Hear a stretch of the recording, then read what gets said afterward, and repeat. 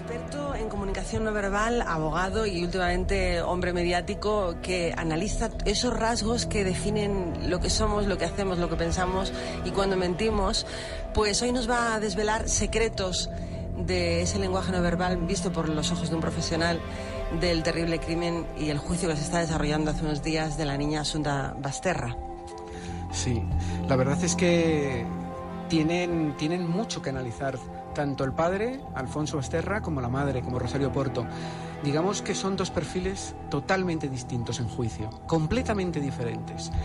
Y además dos perfiles que parece que su personalidad prima sobre aquello que le hayan podido decir los abogados. Es decir, contra lo que mucha gente piensa, que pueden estar muy influidos por sus abogados y que sus comportamientos realmente estén diseñados al milímetro, en las lágrimas, en las actitudes, yo no lo creo así. No lo creo, pues yo me fío más de ti. Fenomenal. Vamos al análisis. Nadie se explica el hecho en sí, o sea, el asesinato de esta niña. Pero, ¿qué te dice en tu experiencia, por ejemplo, la actitud de la madre? La madre, Rosario Porto tiene como dos personalidades completamente distintas en sala, en el juicio. Tienes una Rosario Porto que es mucho más abierta, gesticula muchísimo más cuando se refiere a temas que realmente no la involucran demasiado, en cuanto al tema de la hija, evidentemente, y de la muerte de la hija, cuando habla, por ejemplo, de sus enfermedades que haya podido tener. Que no están relacionados con el asunto que se juzga. Claro, y en esos casos ella gesticula, digamos que se abre corporalmente, está muchísimo más cómoda. Pero cuando le empiezan a preguntar, como es lógico, sobre todo el Ministerio Fiscal, de preguntas específicas del día de la muerte o de la relación específica con su hija en esos días claves, es una persona que se hace un ovillo, que se cierra, que se cruza los brazos escondiendo las manos, que esconde las manos también entre sus piernas, que junta las piernas y que mira hacia el suelo. ¿Y eso qué significa? Pues es una persona que se pone totalmente a la defensiva, por completo, salvo en contadas ocasiones en que se la ven esbozos de sonrisa. Es muy curioso porque ha llamado muchísimo la atención como de vez en cuando lanza sonrisas y siempre las lanza en los mismos momentos. Cuando recuerda a su hija, cuando parafrasea frases que, por ejemplo, pudiera haber dicho su hija en vida, cuando recuerda comportamientos de su hija en vida, es como si la devolviera por unos instantes. Es decir, cuando la tiene vida. Presente. En esos momentos en que la tiene presente y la trae a su momento, a ese instante, parece que la devolviera a la vida en esos momentos, sonríe como, digamos, toda madre orgullosa de su hija e inmediatamente después tiene siempre la misma reacción. Es una mirada al suelo, una mirada hundida.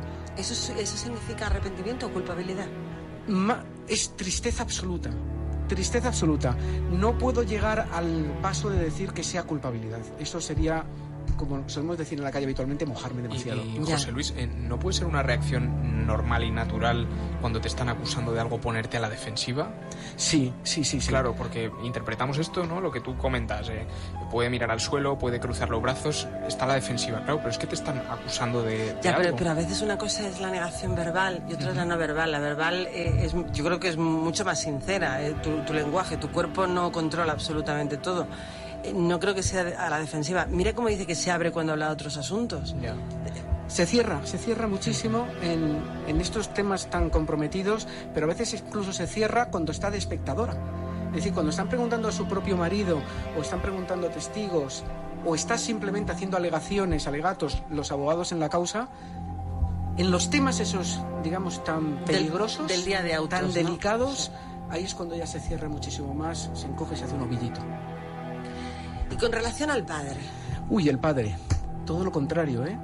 Si en ella podríamos encontrar un perfil de persona sumisa, en él tenemos una persona totalmente dominante. Hablamos de personalidades. Fíjate que al principio de este caso se suponía que era al contrario. Sí, a mí me ha sorprendido bastante porque una vez que los he analizado a fondo, cumplen un perfil claro ambos. Ella es más de una persona sumisa y él más es una persona claramente dominante. ¿Cómo sabemos que una persona es dominante? Y además lo podéis analizar vosotros o las personas que nos están escuchando desde casa.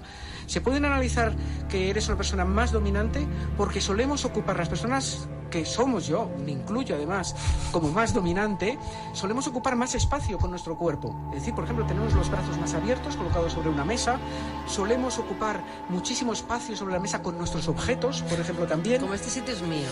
Este sitio es mío, pero además de que es mío, además ocupo como un semicírculo muy amplio. Mientras que las personas más sumisas podríamos decir que llego con mi bolígrafo, llego con mi papel y coloco el papel al lado mío y el bolígrafo justito encima, ocupando muy poquito espacio, yéndome a los extremos. Es genial. Pero para que se vea gráficamente cómo es la naturaleza de una personalidad más sumisa y de una personalidad más dominante. En el caso de Alfonso Basterra, es una persona que tiende, incluso sentado, a estar con brazos en jarra. Incluso sentado, o se mete las manos en los bolsillos, ocupar más espacio, y se coloca, efectivamente, con los brazos en jarra en los bolsillos. Esta es típica postura de una persona dominante, los brazos en jarra. Si os fijáis, por ejemplo, en la mayoría de líderes políticos, es una postura muy típica, porque la mayoría de líderes políticos no son sumisos, como es lógico. Son dominantes. Son prepotentes, sí. Son muy dominantes. Y las personalidades sumisas dominantes, ni mejores ni peores, que cada uno tenemos la nuestra, evidentemente. Pero aquí cumplen ese perfil ambos. Y además es una persona de mirada muy altiva. De hecho, se ha enfrentado con el fiscal en varias ocasiones. Le decía que si usted tiene el mínimo de empatía, pues podrá entenderme cuando le explico tal o cual cosa. Le preguntaban por un día del procedimiento y decía, no, mire, mejor voy a empezar hablando del día anterior. Y le tenía que llamar al orden el juez diciéndole, mire, vamos a ver, conteste la pregunta. Claro, conteste la pregunta y usted no dirige el procedimiento, que el que dirige el procedimiento soy yo, o sea, el magistrado. Que es un gran sobrado. Sí. Sí, a mí me ha llamado la atención porque en mi etapa de abogado he ido miles de veces a juicios. Mis clientes, vamos, yo no recuerdo ninguno que haya ido tan sobrado a un juicio. Madre mía, un juicio por asesinato, sí. Y además un juicio por asesinato. Es decir, el cliente normal, el que ha pasado muy poquitas veces o ninguna por un tribunal, como es el caso de Alfonso Basterra, se sienta y está prácticamente que le tiemblan las piernas. Yo les he visto que se le caen los papeles, literalmente, los papeles al suelo de los propios nervios. Pues como se comporta cualquier persona normal.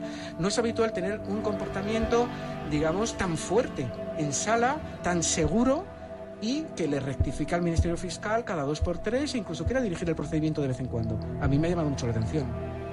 ¿Y eso tiene un trasfondo en el caso que nos ocupa?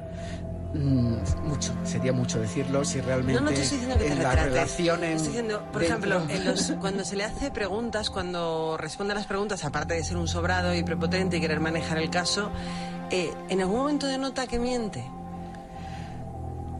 Lo que sí que puede parecer, tanto ella como él, es que hay momentos en el que les cuesta un verdadero esfuerzo cognitivo contestar ciertas preguntas.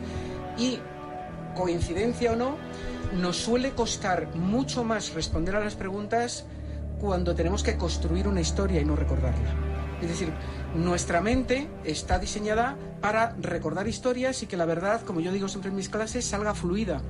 Sí, recordar historias ciertas. Claro, historias ciertas. Esas nos van a salir según nos hacen la respuesta, la pregunta, nos sale la respuesta. Es acción-reacción.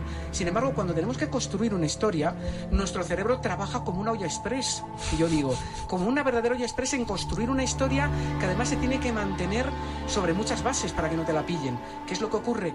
Que el trabajo ese del cerebro provoca una serie de pistas y provoca sobre todo una inexpresividad gestual.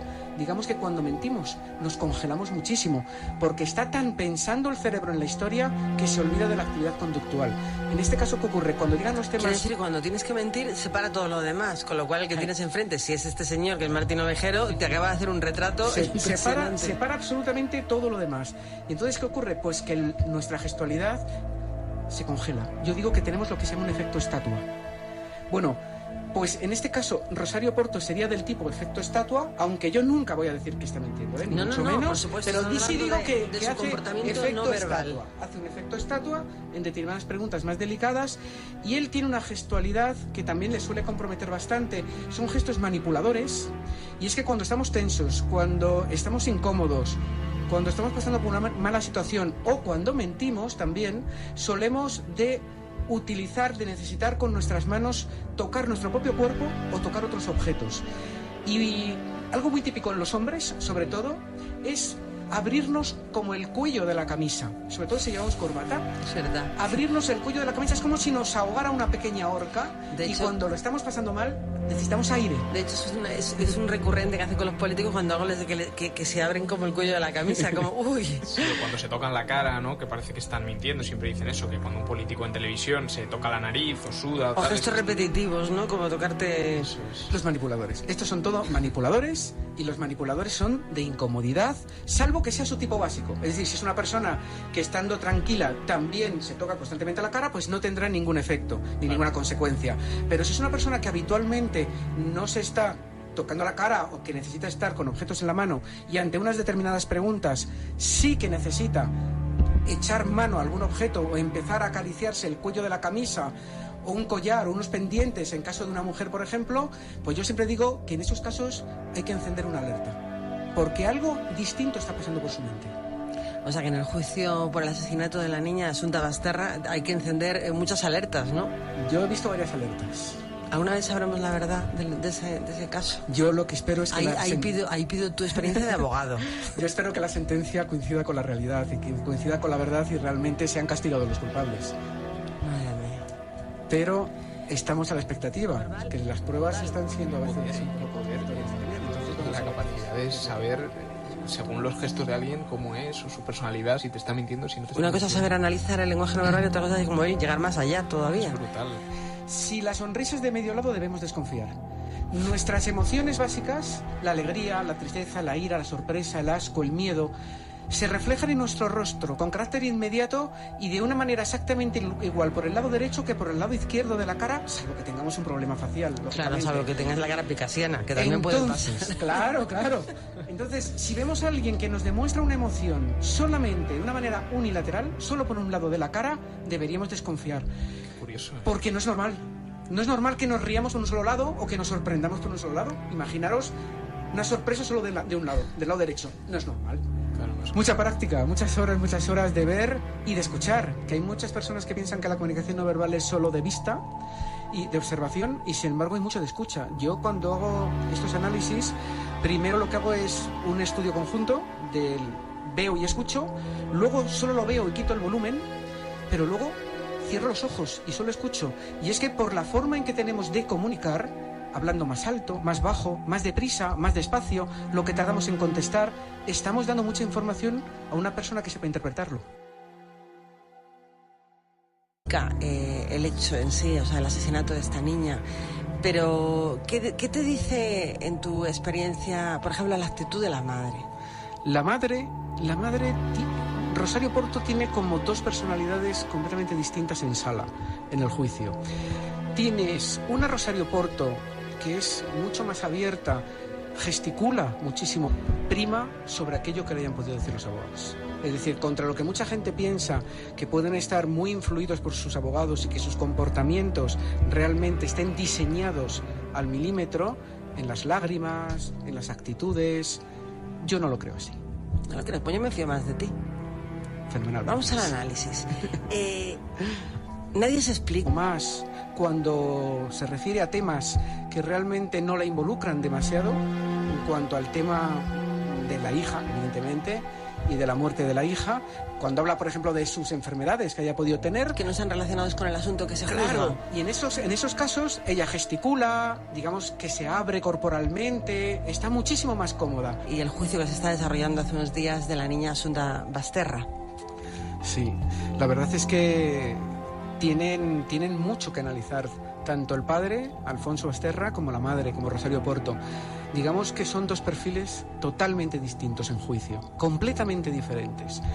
Y además dos perfiles que parece que su personalidad... Experto en comunicación no verbal, abogado y últimamente hombre mediático que analiza esos rasgos que definen lo que somos, lo que hacemos, lo que pensamos y cuando mentimos, pues hoy nos va a desvelar secretos de ese lenguaje no verbal visto por los ojos de un profesional del terrible crimen